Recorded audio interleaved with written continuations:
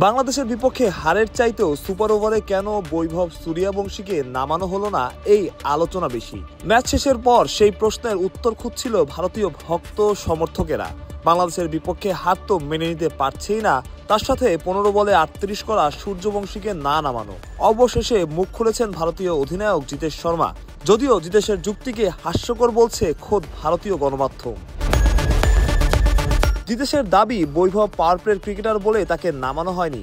এক কথায় প্রথম 6 ওভারে তিনি ভালো খেলেন, তারপর ওই রকম না।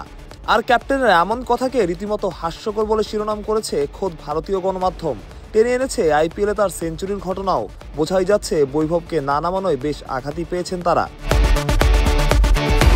ভারতীয় অধিনায়ক অবশ্য তার সিদ্ধান্তকেই ঠিক মনে করছেন, অর্থাৎ সুপার ওভারে অমন হারের পরেও তার এবং দলের সিদ্ধান্তের পেছনে যুক্তি খুঁজছেন তিনি।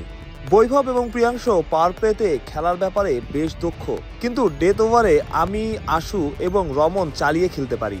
তাই সুপার ওভারে 3 ব্যাটারকে নামানোর সিদ্ধান্ত দলের এবং আমার ছিল। বাংলাদেশের বিপক্ষে সুপার ওভারে 1 রানও করতে পারেনি টিম ইন্ডিয়া। ভাবা যায়, রিপন মন্ডলের প্রথম 2 বলে 2 উইকেট হারিয়ে 4 বল বাকি থাকতেই শূন্যতে থেমেছে তাদের ইনিংস। 2 ব্যাটারের ব্যর্থতায় প্রশ্ন উঠেছে সূর্যবংশীকে না নামানো নিয়ে। উত্তর পেলেও সেই উত্তর যেন তারা মেনে নিতে পারছে না। যেমনটা শুনছিলেন, খোদ ভারতীয় গণমাধ্যমই বলছে হাস্যকর।